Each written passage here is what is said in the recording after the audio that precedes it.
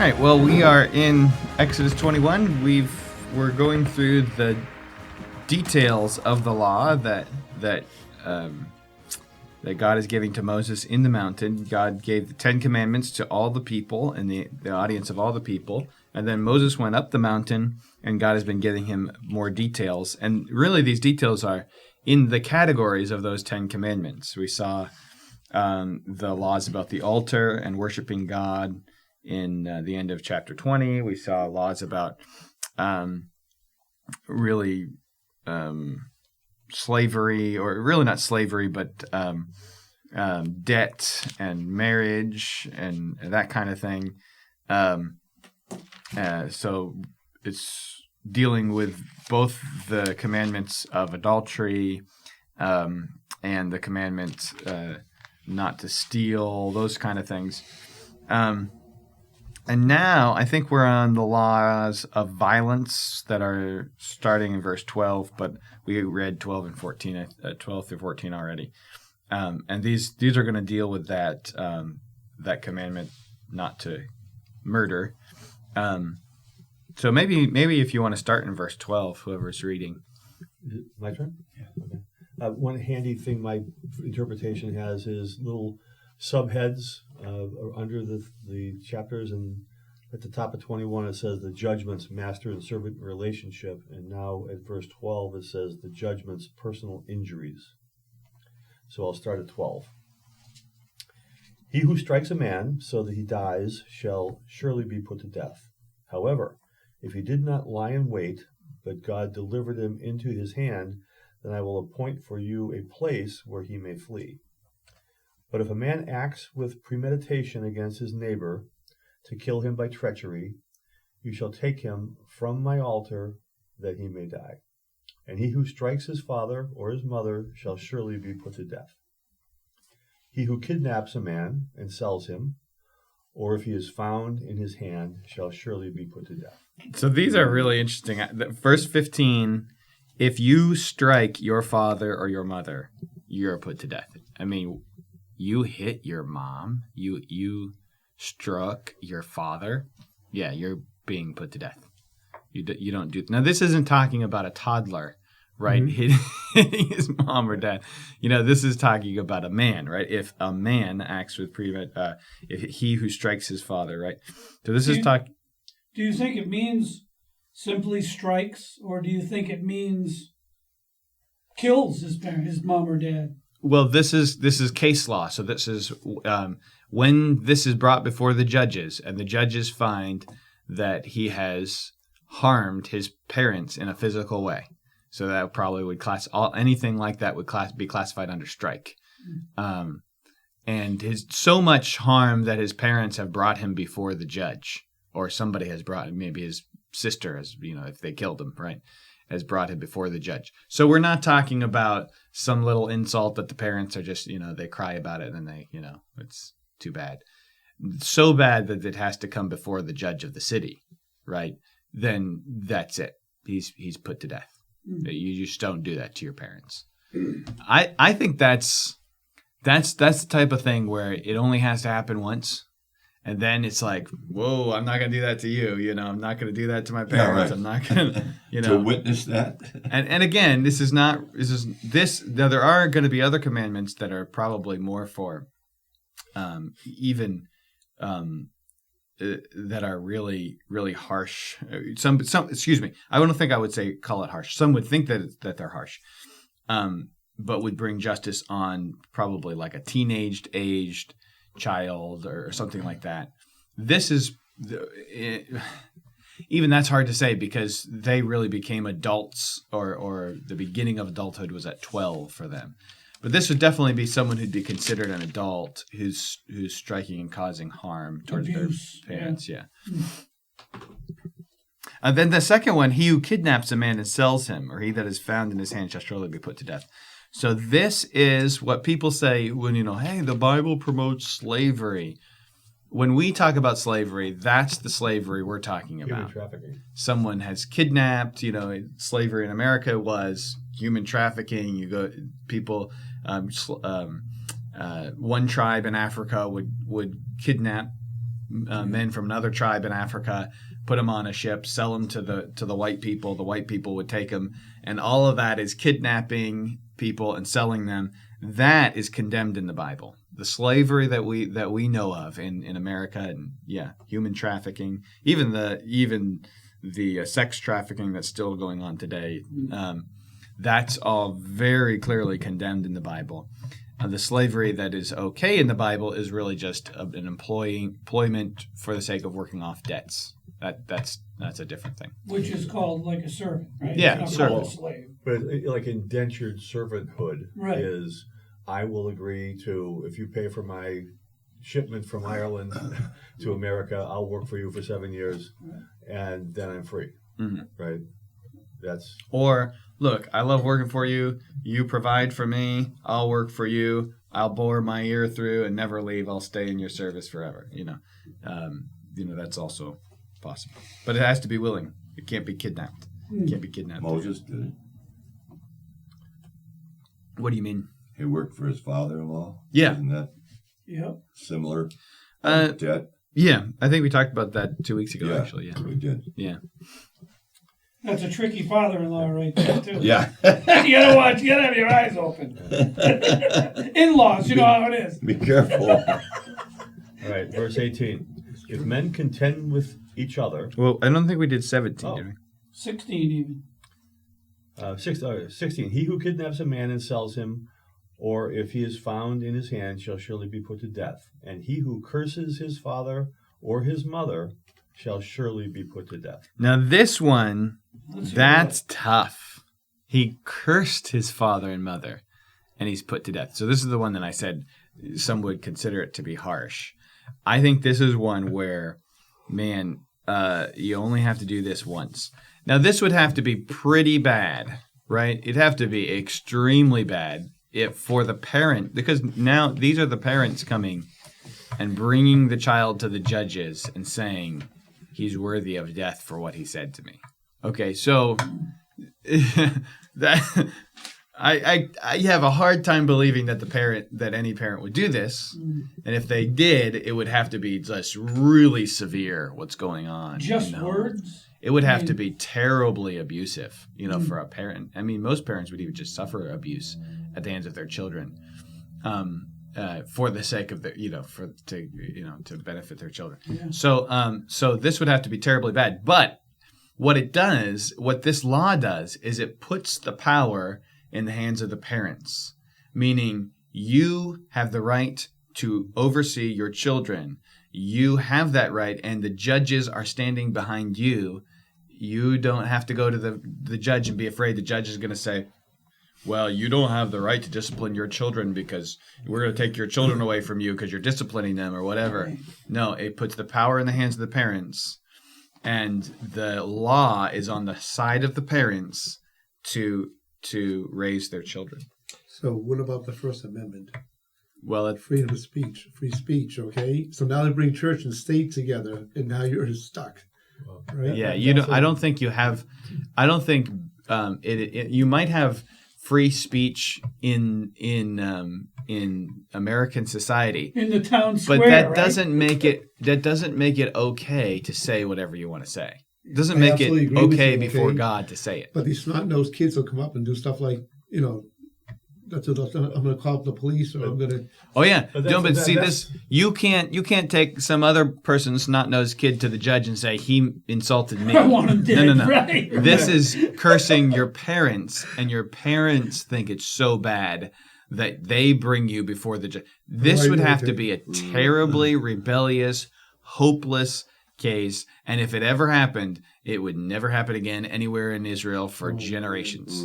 Can I just point out something that we're kind of conflating ancient civilizations to American Today. constitutional society, which is just a bad idea. Mhm. But in reality, we're also putting on this reading our thoughts of growing up in America and the relationships between parents. Because in other parts of the world, fathers stone their daughters in the Middle East to this day because they brought dishonor on the family. So they seem to not have the same cultural love ties that we have in our country, from what I've viewed. When ritual, honor killings happen in South Asia all the time Like New Jersey. because they came from South Asia. So I think that it's not surprising that they would say, you brought dishonor on the family, with our 12 or 15 kids that we have, you're the black sheep, and I'm not going to have you contaminate the rest of the family by this bad behavior. We're going to the judge. And Yeah, I don't know. I mean, so the Bible talks in the New Testament. Paul writes about people who don't have natural affection, and it seems to be talking about familial ties. And I think that their family structure was very close. In fact, it wasn't like you grow up, you move out, and do whatever you want. It was like tight. So that might have made offenses even more grievous because they were so loving and because they were so tight and so close. So I think you're onto something, that there is something different about their culture and the ancient time that they lived in. But I don't know that it's maybe that they were less loving, but maybe it was that they were more close to their family, and maybe that made all the problems even worse. that's a good point, because they do have ancestral homes where there'll be generation and generation and generation living in the same house footprint almost, right? And cousins and cousins of, seconds and thirds and fourth cousins removed. It's like whatever that means. Yeah. Big clans. You're right. I remember getting my mouth washed out with soap when I was a kid by my dad, and I thought that was harsh. I got off easy, man. Yeah, soap ain't bad when you read this. Give me another bar. We're all right. Gosh. Okay, verse 18. So this, by the way, this is commandment number 5 that it's talking about. And I have a note here that says, other ancient law codes, like the Code of Hammurabi, also respected parental authority and prescribed severe consequences, although not the death penalty. So this, in ancient societies, it was recognized that this was a big part of necessary laws, that you would have to have laws to enforce the parents' right to discipline their children and to enforce serious penalties for those who would disrespect their parents. They're your parents. You have to respect them. You have to let them raise you. You have to let them teach you. You don't know, they do know, and you're going to destroy yourself and others by disrespecting and not following and obeying them. And I suppose in America, the fact that we look at this law and sort of recoil is a good gauge on how far away from just common sense we've gotten, right? Yeah. We've gotten so far away from common sense that parents who do anything to discipline their children are wrong. And the idea of the government disciplining a child for not following their parents is just outrageous, It's just the opposite. Yeah. The government doesn't want the parents to control the children. Right. Yeah. It's just another example of everything that God puts into place, Satan tries to turn it completely around. Yeah. And he has succeeded a lot in America. Right. Not, Europe is already there. Yeah. But he's still fighting here to put all these things backwards. Yeah. So, and again, remember that this is not a law that God is giving to parents. Parents, if your children curse you, you have to take them to the judges and put them to death. That's not the law. The law is judges. If a parent is so grieved by such a rebellious child that they're so tearing apart the family and apart this person that they bring the child to you, that is worthy of death. That is how serious that crime is. It could have been multiple times the father was. It would have to be. I'm sure it would have to be. And, Jesus refers to this. It's in Matthew 15:4, and again in Mark, this verse is referred to. Yeah. Oh, yeah. And Jesus actually brings out an interesting thing that the Pharisees were doing. Yes. Because he says, you say that you can't curse father and mother, which is in the Bible, but whoever says to his father or mother, and I forget the Greek phrase or the Hebrew phrase, but he says, whatever, it is a gift, then that's fine. And the point is, when somebody is when a child is saying, I can't take care of my father and mother, and he's actually applying this is more how this would be applied. Pharisees. Meaning when you grow up and your parents are in need and you won't provide for them, you won't care for them, you're cursing them. You're not caring for them. And that seems to be the manner in which the law is given to, is probably more for adult children who refuse to care for their parents after their parents have raised them and cared for them, right? And so that's theft. They've cared and raised for you. They deserve to be cared for by you when they get older. And so Jesus said, you say that, you affirm that commandment, but when it comes down to it and a child doesn't want to take care of their parents, in the New Testament time, all they had to do was say, it is a gift, which means all of my possessions when I die are given to the temple, to the Pharisees and the Jewish religious leaders. And since all of my possessions are donated to the temple after I die, I can't use them to help my parents because that would be stealing from God. So then I don't have to take care of my parents. I get to enjoy all of my blessings, and the Pharisees get all your money when you die. Wow. So the Pharisee said, that's fine. You don't have to take care of your parents as long as you've gifted it to the temple after you die. Man alive. And so Jesus said, wait a minute, you say it's that the law is correct to say that you can't curse your father and mother, but you let them curse their father and mother as long as you benefit from it, you know? That's what I'm reading now. It's Yeah. in 15. Want me to read this? Go ahead, yeah. Defilement comes from within. Oh, I'm sorry, you don't like that. What I like is not the standard for goodness. Then the scribes and Pharisees who were from Jerusalem came to Jesus, saying, why do your disciples transgress the tradition of the elders? For they do not wash their hands when they eat bread. He answered and said to them, why do you also transgress the commandment of God because of your tradition? For God commanded, saying, honor your father and your mother, and he who curses his father and mother, let him be put to death. But you say, whoever says to his father and mother, whatever profit you might have received from me is a gift to God, then he need not honor his father and mother. Thus you have made the commandment of God of no effect by your tradition. Hypocrites! Well, did Isaiah prophesy about you, saying, these people draw near to me with their mouth, and honor me with their lips, but their heart is far from me, and in vain they worship me, teaching as doctrines the commandments of men. Wow. Yeah, so that also helps us understand the real emphasis of verse 17 in Exodus 21. It's not so much about, a 9-year-old kid who says something to his parents, right? I mean, the parents can deal with that. They're not going to bring him before the judge to have him put to death because he said something mean to his parents when he's 9, right?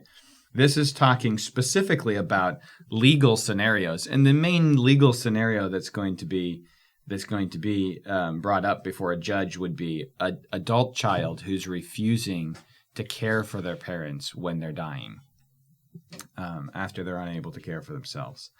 And the word curse, kala, the definition is to be light, to curse, to despise, to treat with contempt.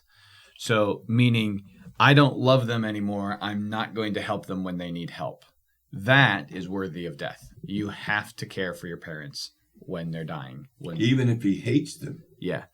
I can he understand still that has now. to care for them. No matter what. If he doesn't like them, too bad. Right. Yeah. And so people read this and they think about, some rebellious kid. That's obviously not what the point is here. Yeah. Right. It's good. I'm glad you explained that. Yeah, that was clear. Because I didn't see it the way you guys just explained it. That's important Yeah, for 18. all of us. If men contend with each other, and one strikes the other with a stone or with his fists, and he does not die but is confined to his bed, if he rises again and walks about outside with his staff, then he who struck him shall be acquitted. He shall only pay for the loss of his time and shall provide for him to be thoroughly healed. Okay, this is cool. Okay, so this is really neat, right? I love this. So if you get in a fight, and who knows who started the fight, well, he's insulted me. I threw the first punch, but he said the first word or whatever. You guys are in a fight. Here's the deal. If you come out of it and you're walking around fine, but he ends up, he didn't die. If he died, then we have the statutes about murder and all that kind of stuff. But if he didn't die, but he's confined to his bed, you're okay as long as he's going to recover at some point. If he gets up and he walks around at some point and he's able to recover, then you pay for all the doctor's bills to make him fully whole, and you pay for the time that he lost while he was sick or he wasn't able to work. So essentially, this is what we usually do in lawsuits, right? I'm suing for lost time. I'm suing for the medical expenses, that kind of stuff. You ever watch Judge Judy? This is The consequences. Right. Suing for the consequences. It is your job to make restitution. Now, you were both in a fight. So you don't have to make restitution that's penal, right? You don't have to have a penalty that is above what helps him recover because you were both fighting. It's civil as right? opposed to legal. Yeah, right. You don't have a penalty. You just have to make it right. Make sure that he recovers. Right. So 20. And if a man beats his male or female servant with a rod so that he dies under his hand, he shall surely be punished. Notwithstanding, if he remains alive a day or two, he shall not be punished, for he is his property. So in this case, right, you have a male or female servant who's working off a debt. They owe you money. So if you beat them and they're not unable to, and they are sick for days because they can't work, they have to recover, you're already paying for their medical expenses. They don't have any money, right? They're working off a debt. So you haven't lost anything, but you've lost a servant for those days. So you're out the money already. You're already paying for their medical expenses and to care for them. So I think that's what it means when it says, for he is his property. It means you're already paying for his time, and now you've lost that. But the way I read it is if you beat them to death, then you're punished. But if you beat them to death, but they don't die for a couple of days, you're not guilty. You should not be punished. Dude, that sounds like cruelty to me. Well, I thought that when I first read this, and now I'm reading it again and thinking about it this morning, and it actually makes more sense to me because on the surface it does seem really harsh, right? Yeah. Like, oh, if you kill them, then yeah, you got to pay, essentially pay restitution for that. But if you beat them and then they don't die, but then they recover, like, you're all set, right? So now here's the thing: if this is a good servant that's serving his master the way that he's supposed to serve his master, it doesn't make sense for the master to beat the guy and put him out of commission, and now he's losing money, right? If he's beating him, there's probably a reason why he's beating him, right? He's probably not being a good servant. So I don't know. Do you see what I'm getting at? Yeah, but the way you read it, it isn't conclusive, right? It says if he remains alive a day or two, he shall not be punished. So did he remain alive a day or two and then die?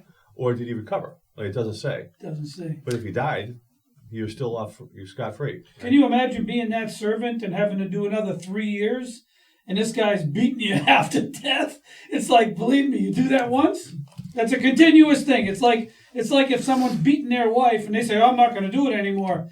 They get aggravated to the point again where it just continues to happen. Well, and that's what I read here. I read like thorough cruelty, man. Right. Just look at society. There's people that would be good bosses, and there's people that are bad bosses. Yeah. And you think of history of America, and there was families that beat their sons every day because it's a new day. And that's true. They're just harsh, cruel people. And this is also a good example where sometimes we can get the wrong idea about the sense of a text. Right. By looking at one way that the words can be translated versus looking at another way. So when it says he shall not be punished, I'm noticing that in other translations that's translated as he will not be avenged. So let's go first to the first scenario. If a man beats his male or female servant with a rod so that he dies under his hand, he shall surely be punished. Now, at first, that sounds like, oh, well, you can kill your servant, you'll just be punished. You won't get put to death yourself. That's not considered murder. No, it is. That's why it's using a word that's avenged, meaning the family can come and put you to death. They can come and take you to the judge and have you put to death because you murdered their family member. So that is absolutely in mind here when it's using a word that's so avenged. The sanctuary city thing, right? Well, no, only if it. Well, that's true because it's probably an accident. Probably not on purpose. You probably weren't trying to kill your servant. I'd like to read my notes that you also have on that, because that's what it says. Punishment of slaves was considered the right of the owner, but did not allow for violence. Judges were to decide the appropriate punishment if the slave died. If the slave lived a few days, it was evidence the owner had no intent to kill, and the loss of the slave was punishment enough. Yeah, so that's the thing that happens. If he remains alive a day or two, he shall not be punished because he's his property. The word property there is money, meaning he's lost money by not having the slave, by having to recover the slave back to full health, and he's going to lose even more money if the slave ends up dying anyway. So he gets put to death if he beats the servant to death. But if the servant lives, you can tell that he had no intention of killing the servant, and he's already out a large sum of money for whatever debt that was owed to him by the servant. So I think the case law here makes more sense when you start looking at the words that are used. Yeah. And it's important that we understand because, these are God's rules, man. Yeah. We have to fall in with it, understand it, and respect it for what it is, which is God's law, man. Yeah. I mean, that's not somebody saying it. I could say, look, I don't freaking care what it says. Let Jabroni put it out over there. And this is a different set of scenarios here. Well, and remember, too, that you don't have to get in debt to a guy who you know is harsh to his servants. You said, hey, I need you to loan me some money. And, he's like, okay, here's what it means if you're my servant. All right, you've accepted that. These are not, again, if these are kidnapped people, it's illegal. If these are people who've gone into the service of this guy willingly, then it's like you signed a contract at a job and you said, I'm willing to do this, that, and the other thing, and then you don't do it. And okay, here's the penalty for that. So there's contractual situations that are in mind here, and whether or not it's right to have in a contract that you get beaten for not doing it, that was the contract. And so this is how to deal with those contracts when they happen. If you killed the guy, you're put to death. If he survives, we can tell you didn't mean to kill him, and it was part of the contract. So we'll go ahead. It's almost like when you sign a waiver to do a dangerous thing because you want to do it, right? And it's like, well, we're still going to investigate if you die to see if it was negligence or what. If you do a bungee jump or whatever and you signed a waiver, they're still going to do an investigation to make sure that this was an actual mistake. But if it was a mistake, you signed the waiver and you accepted the fact that this might be the case. And that's the case with these servants. These are people who willingly entered into a situation for financial gain that accepted these penalties and these things. And so here's what are the judges going to do about that? Well, they're going to say, all right, let's see if we can tell if there was any intent to kill this individual before.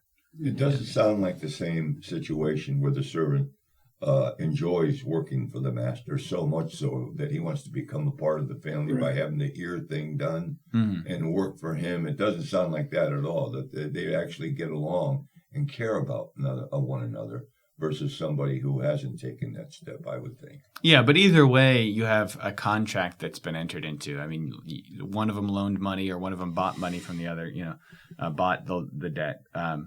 Either way, you entered into a contract with them, so you've got to fulfill it. You just think also of the time, and just like today, there's a lot of people in America that don't own any property or even a home.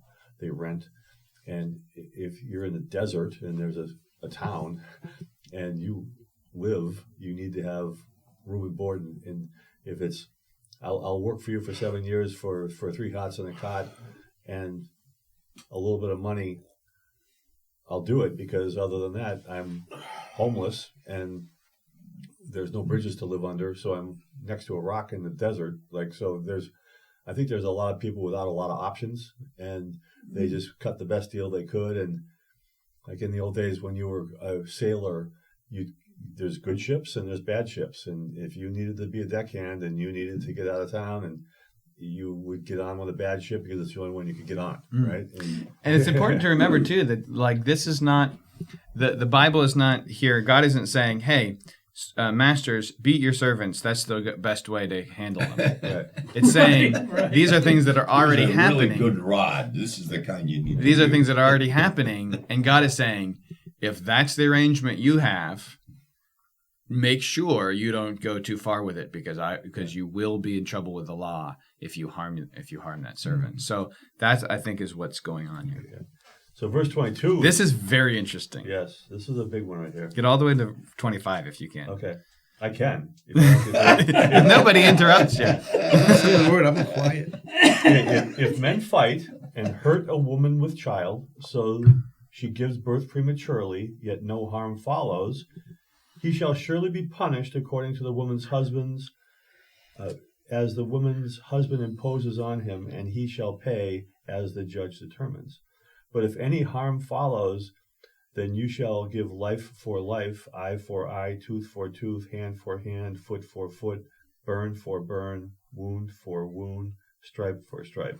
This is the one of the greatest passages against abortion in the Bible. Because here's the scenario. 2 men are fighting because this happens. I mean, he's not saying, men, go fight each other. He's saying, if this happens. He's not saying you should. Saying, these things happen. If it happens, here's how you deal with it. 2 men are fighting, and this isn't about how they hurt each other. In the fight, they hurt a woman who's pregnant. So it doesn't have to be the scenario that 2 men are fighting, but inadvertently, you've hurt a woman who's pregnant, and she gives birth prematurely. So it's not 9 months, but she's giving birth. Now you got to watch the child and see if the child is harmed by that premature birth. And if the child is not harmed, then the husband determines how much the penalty is for that man that hurt the woman and caused her to give birth prematurely. So even if the child comes out perfectly fine, you've just harmed this man's wife. So he gets to decide what your penalty is. That's going to be a pretty harsh penalty, right? If it's my wife, oh yeah, no, this is going to be harsh. The rod that the slave owner used might be good. He shall be punished according as the woman's husband imposes on him, and he shall pay as the judges determine. So he has to pay. Now, you can't just use it to say, I want $1 million. You're giving me $3 million, $5 million, $10 million. You can't do that. The judges determine the amount that he has to pay. But the punishment as far as the beating, The number of lumps. yeah, that's up to the husband, which is going to be the max, right? Yeah. We're going to get 39 out of that one, right? Definitely. Yeah. But now that's if the child comes out fine. If any harm follows, meaning if the child is anything but a perfectly healthy child, then whatever happens to the child happens to the man who caused her to give birth prematurely. Life for life. He's put to death if the child dies, meaning the child's life in the womb is just as valuable as the man's life. Eye for an eye. If the child comes out with missing an eye, you pluck out the guy's eye. Yeah. If the child comes out missing a tooth, you take out that guy's tooth. If the child comes out with a misshaped hand, you chop off the guy's hand. Same, foot for foot, burn for burn, wound for wound, stripe for stripe. Meaning every single thing about that child is as valuable as a full-grown man. They are perfectly equal in value in the eyes of God. Like some laws, some states, and the states vary by law. Laws vary by state, which is really frustrating. But if a woman's pregnant and driving down the road and gets hit and killed, it's a double homicide. It used to be. In many states, I think it still is. Right? She could have been going to an abortion clinic. Yeah. But it's still a double homicide. And Yeah. So this tells us that every abortion doctor and everyone who's ever paid an abortion doctor or encouraged any, in any way is connected to causing or encouraging or supporting an abortion, including the women who choose abortion, are all guilty of murder under the law of God, every single one of them, because they've killed a life that is just as valuable as any other human life. Last year, we killed or aborted 1,062,000 babies in America. I think someone's in trouble. Yeah. 1 million plus females are in trouble. I think it's something like 1,000 every day, or 1,062,000, most ever. Yeah. The handwriting's on the wall. Unbelievable. 1 sec.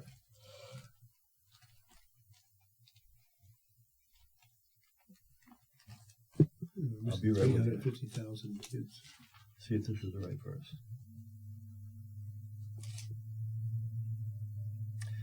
Matthew 18:6.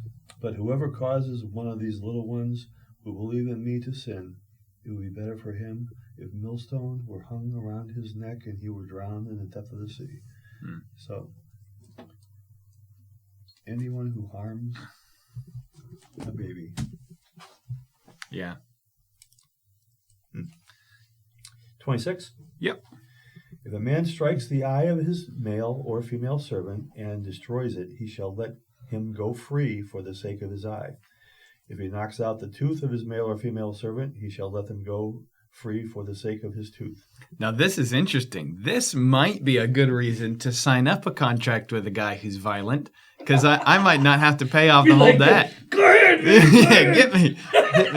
What is this going to do? This is going to make bad bosses, bad masters, think 2 and 3 and 4 times before they do anything, because they could lose all that. If they, someone owes them $10,000, they get mad at them and beat them, boom, they go free. If they do any actual permanent harm to them. I don't know what the slave law was like and what the agreements were. Were they not frequently just room and board and a little bit of money for as long as I'm here? I don't know. Well, okay, so there were sort of voluntary servitude. Just I don't have a business, I don't have a way to make money. I'll be your servant. That's sort of a different scenario, because then you could just come and go whenever you want, right? But typically, a lot of the service was, I need to buy a cow so that I can have so that I can start my own farm or whatever. So I'm going to need money. So I will borrow money from you to buy the cow, and now I'm indebted. So now I've got to work that off, and once I've worked it off, then I can go home and start my farm, right? Okay. So yeah, it looks like teeth must have been pretty important. I mean, you couldn't get dentures, you couldn't do anything, and you can't eat well without your teeth. That's true. So that must have been a pretty serious thing. Well, I think it's serious, but I think also he's using, you still have another eye, you still got other teeth, but even it doesn't matter. These aren't the only things that you can harm. But he's saying if you've caused permanent damage to the individual, they go out for free. You lose whatever money that's left that they owe you. That's done, 28. If an ox gores a man or woman to death, then the ox shall surely be stoned, and its flesh shall not be eaten, but the owner of the ox shall be acquitted. But if the ox tended to thrust with its horns in times past, and it had been made known to the owner, and he had not kept it confined so that it has killed a man or a woman, the ox shall be stoned, and its owner also shall be put to death. I love this. This is so there's so much wisdom here, right? So here you have an animal that kills a man. If you have to kill the animal has to die, but it can't be profitable to the owner that the animal dies. You can't eat that. You can't go and now carve it up and eat it, because then the owner gets profit from this killing, And that's not going to happen. That would incentivize having dangerous animals around. So if the animal kills another individual, its death, it dies, which gives the owner incentive to make sure that his animals are safe and aren't going to do that kind of thing. He's going to lose out on that meat. He's going to lose out on the money that would be involved in that animal. Now, if he knows, if there's evidence that's brought to these judges that this ox has done these, has endangered other people before, and it wasn't put to death, it wasn't already put to death when it endangered people, the owner's like, well, no, I want to keep it, I want to keep it, I want to keep it. And then it goes out and kills somebody. Now the ox is put to death, and so is the owner. So what's that going to do to an owner who has an animal who even does anything at all that looks like it's going to endanger somebody's life? He's going to say, okay, we are locking you, in a steel cage. You're not good. Or he's going to just kill him and take the meat that he has. He's not going to endanger. He's going to be very careful not to endanger people's lives because his life is on the line. And so he sees now that putting other people's life on the line is putting my life on the line. So I'm going to treat other people's lives as if they were mine, because if I accidentally kill someone else, I get killed. Look at verse 30. Put to death. It sounds like there's an option almost. If there is imposed on him a sum of money, then he shall pay. Is that like an option instead of being put to death? I suppose this is probably on the avenger of blood, right? Remember that when there's an accidental death that wasn't intentional, wasn't premeditated, this would be a not premeditated killing. Oh, okay. Then there might be, instead of that, there might be the family might say, look, it wasn't your fault, but we are out a dad and we can't support our family, so you're going to pay us this amount of money. Okay. So he's like, okay, either we chase you down and you run to the city of refuge, or you pay this money and we consider it done. So this reminds me of the controversy that there's this controversy right now because of all of the pit bulls that have killed and mauled children. Yeah. And I think, look, if you want to have a pit bull, have a pit bull. But if he does something, you are responsible for it, right? So, go for it. But if that pit bull kills somebody's kid, you should be put to death because you had a pit bull. You knew what pit bulls do, right? So I think that's the standard that's given to us here. Is look, if you want to own a dangerous animal, go ahead. But if you kill somebody, your life is forfeit, right? Because you knew you had a dangerous animal. The thing is, there are certain dogs that are like livestock guardian dogs. Their job is to protect the livestock, and they're humans. They're built that way, and they're vicious to protect their herd, right? But cattlemen frequently have oxen or bulls that are surly and mean, but they're a stud that they want to keep the line going, and they would, yep. That one's trouble, but boy, can he produce! And we want to keep him we want to keep him. So you'd have to make sure. But even guys handling a bull to try to use it for stud purposes, they're in danger because that thing can stomp. Like you've seen rodeos, right?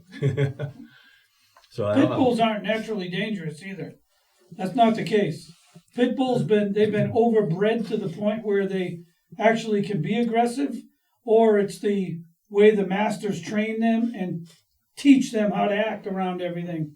But that's why they got dangerous like they did. They weren't always dangerous. When they started fighting them in the pits, that's when they started, because a lot of the breeders all over the country, I was going to buy one and I did a lot of research.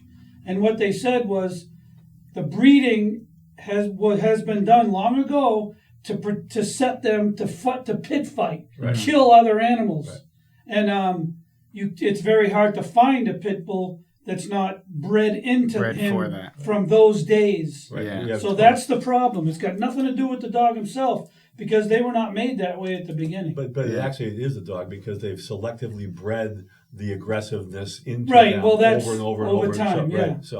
It's only in the American pit bull. There's no other the other dogs that are like pit bulls, that are a lot big English bulldogs and whatnot, that are like pits, they're not aggressive or dangerous unless you make them that way. But selective breeding works. Yeah, it does work, and you can't breed it out. Right. Yeah. Right. You can't delete genes. Right. But I think so. If you're to apply this, right, you'd have, all right, you can buy an animal that has a breed that's dangerous, but if that animal shows any sign of aggression, Supposed to move and It's on you. yeah, and now it's on you if there's any kind of anything that happens, right? And like you know you had an animal and like that's that. what I did. right? I had no choice. I brought him back to the breeder. Yeah. A day and a half drive away. So Yeah. one way. Yeah. But I did the right thing. Did the right thing. And that dog now is working for a police department. The dude who actually owns him now sent me pictures of him training and everything else. Yeah. Good. But I wouldn't want to break the law on that. Dude, they're doing the same thing with the Dutch Shepherd as they did with the Pit Bull. Oh yeah. They're bred to the point now where you can't have them as your pet dog because it's just too dangerous. Right. Compared to my first one, he's an excellent dog, but this guy, and that's one of the major breeders worldwide. Yeah. Sends them out to all the militaries in the world, and the sultans and the kings everywhere are buying them. Wow. But now they're only made for that from this particular breeder, and he's the biggest one that exists. And he told me how he did it. He gets DNA from all over the world, from the best dogs all over Europe, all over everywhere, and he brings them in and he inseminates females. And then he starts that line, and they're just breeding it to the point where it's... Right. That's precisely what we... Yeah. Right. It's a very, very, very dangerous around humans dog. Yeah. Yeah. I see a lot of dogs at the hospital with serious behavioral issues, and 9 times out of 10, it's some breed of working dog who's been adopted to be a family pet, and he's got nothing to do. He doesn't have a job to do. That's a fact, and it too. causes all kinds of problems. Right. Because those dogs require a lot of attention. They're bored. Yeah. They have to work. Yeah. They have to work. You ever get bit by these aggressive dogs that come in? No, because I put muzzles on them so they can't bite. Smart. No kidding. Okay. So this is really interesting. The next couple verses, I don't mean to move on too quickly, but All right. I know we need to take half an hour in every verse, but 31. You're the one that usually takes a half an hour. that's true. So 30. If there is imposed on him a sum of money, then he shall pay to redeem his life whatever is imposed on him. Whether it has gored a son or gored a daughter, according to this judgment, it shall be done to him. So again, the family can say, look, this son, without him providing for us, we're, or whatever it is, it's completely up to them because his animal has killed their child. So if they aren't going to seek the death penalty, they can have whatever amount they want. But there's an exception, and that's verse 32.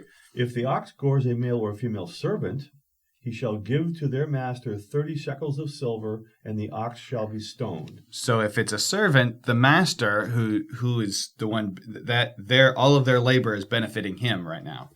The master, like now that debt is over, the family is free of whatever debt they owed, right? So that's done. The master now can't just ask for any amount of money.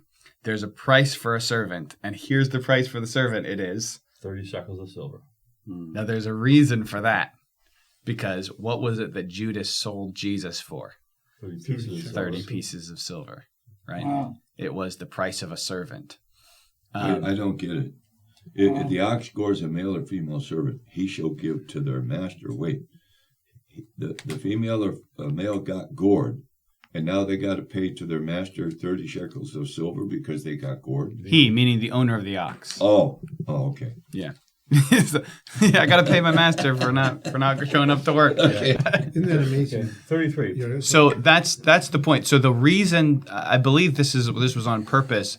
The scribes and the Pharisees paid Judas right. on purpose the amount of money that a servant cost because they disdained Christ so much. They chose the amount of money for a servant. That's a really good point. Wow, And so that's they a great paid point. Judas that amount. Wow. 33. And if a man opens a pit, Or if a man digs a pit and does not cover it, and an ox or donkey falls in it, the owner of the pit shall make it good. He shall give money to their owner, but the dead animal shall be his. If one man's ox hurts another's so that it dies, then they shall sell the live ox and divide the money from it, and the dead ox they shall also divide. Or, if it was known that the ox tended to thrust in time past, and its owner has not kept it confined, he shall surely pay ox for ox, and the dead animal shall be his own. This just makes so much sense, doesn't it? It does. I mean, Yes, it does, perfect sense. yeah. okay, so a man opens a pit, meaning there's a pit dug and it's covered, and he uncovered it. Or if a man digs the pit and doesn't cover it, and an ox or a donkey falls in, now he's responsible for that ox or that donkey. So he has to now make it good. He's got to pay for it. And he gets the dead animal. So if there's any meat or whatever, he can, he just bought that animal. Right. But if a man's animal hurts another person's animal, so that one ox hurts another ox, they sell the live ox, split it in two. There you go, right? Unless one of them was known to be vicious, right? Known to push, right? And then it's all on the guy who had the dangerous animal, because he killed The death penalty. Well, this is an ox against another ox. Oh. So Okay. not the death penalty, but yeah, because this is just killing an animal. You know, it's funny. Most people but I thought think we read that before, that he could be killed. Oh, that's it. The ox killed Kill the the human. person, right? yeah. All right. most people think that the Ten Commandments are the rules. Yeah. It goes way beyond that, man. Well, this gets into thou shalt not murder, thou Yeah. shalt not steal. Like, what does that mean, thou shalt not steal? Well, here's what it means, right? You need to do justice. If you have harmed another person, if you've taken money, if you've harmed another person's animal, you've harmed their financial source of income, then to not make restitution is stealing. Thou shalt not steal. You've got to make restitution. Right. So stealing is more than just, I grabbed Devin's wallet, which I did. Sorry, Devin. No, I'd bring up something. Let's say that you have children. You're blessed to have children, and you want to tell them how to live, behave themselves, and they never get to church or never get to see religion. You have to give them something. You give them the Ten Commandments, because if you give them nothing, they will sin over and over and over again. So think about how many people don't get educated to have Ten Commandments in their life worldwide. Because that's where you have, a lot of problems where they don't have a governing law. It could be Sharia law, could be something from the Middle East, could be something in the United States where they have no law, no moral conduct at all. So, but if we had all had these 10 commandments to begin with, when you were born, we gave you something, the whole world would be totally different. I think it would be. Don't most religions have something like this? Like Sharia law has hand for hand, eye for an eye. Like the Sharia law, I believe, has a lot of similarities to this. And I think some of the Buddhist or Asian cultures have the same kind of, don't lie, don't steal, Basics. don't murder. Where did they get that from? well, yeah, no thriving culture can really long exist without good, solid laws like this. This is why our culture is on the demise. It's going down because we've destroyed our own laws. So this is just basic for any culture. But the wisdom that is found in the law in the Bible is far beyond and far more fair and righteous than anything we find in ancient history. For instance, Hammurabi's code was one of the first ancient law codes that you find in history. And this is one where the masters are given free reign to do whatever they want to their servants, and kings can do whatever they want to people underneath them. And so there's this hierarchy. You're above the law if you're here, but all these people have this laws. Where this is what we look at this, we're like, wow, masters can beat their servants. It's not preventing them from beating their servants. For this time, they would have been in the exact opposite. Masters have to pay if they accidentally hurt their servant when they're beating them. There was an accident. Yeah, well, you shouldn't have been beating them in the first place is the idea, right? So this is a revolutionary thing for this time. It restricted the ability of those in authority to harm those underneath them. and it said if you harm them in any kind of permanent way, you have to make restitution and all. It was extremely, it still is extremely fair and in a radical way for the ancient time that it was written in. So, the ancient laws, any culture has to have laws like this in order to survive. But the wisdom of the law of God just far exceeds any other law that's ever been written. But you know what scares me, Josh? I'm thinking about this. When we had slavery in this country, do you think the people who owned slaves, that had slaves, were Christians or Catholics or whatever? Think they were actually God-fearing, or people that went to church on Sunday and obeyed all the laws that God had, but yet they owned slaves? And, what do they think they were doing? Well, some of them were. I mean, look, this happens when we read the Bible anachronistically, right? When we take a word in the Bible and we say that word must have meant to them what it means to us now, and you see a word like slave, then, in the 1800s, they're saying, the Bible talks about slaves. I have slaves. It's the same thing. But your slaves were kidnapped from their own country and sold to you. Right. That's the thing that's condemned in the Bible. Mm-hmm. When they say slave, in the scenarios where it's allowed in the Bible, it's not a kidnapped person. And so what anachronism is when I look at a word from an ancient text and what it means to me today, I assume is what it meant to them 3,000 years ago. The word slave to me today is talking about kidnapping people and selling them, right? Yeah, in the Bible, that's not what the word slaves means. So then when you anachronistically say, well, what it means to me today is what it always means in the Bible, now you can try to justify me owning slaves because look at the slaves that are being owned in the Bible. Right. Yeah. In verse 16, kidnappers are put to death, right? Right. Kidnappers are put to death. So the people who, and not only kidnappers, but those who are found with kidnapped people. Those who own the kidnapped people, those who are the kidnapped people are being sold to, also are put to death. Biblically speaking, every slave owner in America would have been put to death under the law of God. So Joseph's brothers would have been put to death. Yep, for selling him as a slave. Yep. That's a very good point, by the way. Wow. Yeah. You can minimize any culture. Make it, so to the point where their next generation looks at them as savages or less than human or anything. Let's tear down their statues. Huh? Whatever. Tear down the statues and change the name of all the forts. Yeah. That's the way it is. Yeah. Well, and here's the thing. From the beginning, from the founding of America, the founders wrote into the law the beginnings of abolishing slavery. They put in they knew they couldn't just write it in and get it adopted. The states wouldn't adopt it. So in the Constitution, they wrote in things that allowed slaves to have a vote. They couldn't give slaves a full vote, so they gave them, I think, a third of a vote. Yeah, so they could 3/5. Or 3/5, something like that. Just because they wanted the beginnings of this, they said things like all men are created equal and all this, so that they could lay a foundation that their children could build on and abolish slavery. And over time, that's exactly what happened. Remember, 1776, we have the nation officially formed, right? And then you have, it's the 1850s, 1860s when you have it's not even 100 years later when we already have the Civil War abolishing slavery. And all leading up to that, guess what they were doing? The northern states were abolishing slavery. The southern states were kind of dependent on it. They didn't want to abolish it. And so what happened was the northern states were not allowing any new states in for statehood unless they were for abolishing slavery. And the southern states said, well, that's forcing us to abolish slavery because you want to abolish it, and that's why they rebelled, right?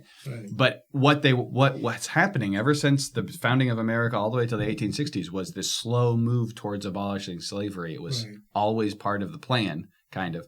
And when the South refused to go along with the plan, that's when we had the Civil War, and we won. So I saw a picture from, I want to say it was 1859 or something like that, but it was like the original Republican headquarters, and there was a big sign basically talking about how like the reason that they came together was for the abolition of slavery. Yeah. The Democrats in the South were the slave owners. but it was also based on biblical principles as well, Right. which is really cool. If you think about the slave owners in the South, they were doing precisely what They would be killed for it. but they were genetic manipulation, breeding chattel, like breeding livestock to get bigger, stronger, better slaves. Like that, they were selectively breeding slaves to get better slaves, and that's just what humans do in the depravity of themselves. Yeah. That's why sex trafficking, slavery, and all this stuff today is so. It's so ugly. Well, some so of them. stunning to me. There were some Christian slave owners that felt like they were, these poor savages from Africa. Were helping them out by giving them a better life, and they would justify. It's a complicated thing. They would justify it. It's not just. But they would come up with reasons to excuse their conscience and things like that. Yeah. So it sound a little bit more complicated than that is on its face. Well, like I said, it comes down to education. You got to be educated, and someone's got to. It comes down to right money, from wrong. like everything else. Maybe you don't get it. Right. Yeah. And that's really if He was you 26. asked the same slave owner that thought I'm doing good for them. I'm doing good for them. 26 was the last. Well, what if you weren't making any money out of this whole deal? 36. We got to. Then they would probably be like, then probably the 36. best thing for them would be to let them free. Oh. Let them The slaves decide. didn't get paid. They were paying off their debt because So they had. 22. They didn't have a debt. They didn't have a They debt. had no debt. What debt did they have? Then they had no. had no They debt. would have worked for freedom, never got freedom. Yeah, they were slaves. Now, if they were given Should the, we close the? Yeah. Should we say a prayer and end the conversation? I think this is along what we were talking about. Okay. If they were given the ability to, if slaves that came to America were given the ability to choose whether they wanted to stay here and whether they wanted to work for that master or anything like that, then that'd be fine, right? It's fine for them to be servants of that's what every employee is, a servant of somebody, right? As long as they have the freedom to come and go as they choose, unless they owe some debt to that master, right? Right. But that's not the slavery that we had in America. It was kidnapping. Yeah. They were stuck. Well, the thing is, in Africa, they would have tribal wars, and they'd keep all the women and children and kill all the men. And all of a sudden, they had a market for the men. So it became a scrap metal thing. And okay, we can sell Huge these cows. and get something out of it too. So that's how that all. And most of them went to. A lot of them went to Asia and Europe before they started coming here for picking cotton. England bought a lot of them. Yep. Yep. I'm glad All right, they now we mostly- can pray. Go ahead. Why don't you? All right. Thank you, Father, again for this beautiful day. What a blessing your word is to us, and we thank you for it. Thank you for the pastor who leads us. Pray for those that couldn't be here, Lord, that they do well today and stay close to you. And pray for us that we would be light in this dark world, Lord, for any opportunities you Yes. might give us to encourage others in you. I pray these things in your name. If you want to know your Bible, you must know this above everything else, that the Bible is all about one thing, the redemption of mankind by Jesus Christ. The Bible tells us that all men are sinners and that we must all stand before God on Judgment Day and receive the penalty for our sin, which is eternity in hell. But God, in love for you and me, sent His Son Jesus to die on the cross and suffer that penalty in our place. One must only call on Christ in faith and in repentance, and they will have salvation. As Paul wrote in Romans, "Whosoever will call on the name of the Lord Jesus Christ shall be saved." If you have never given your life to Christ, won't you call on Him today?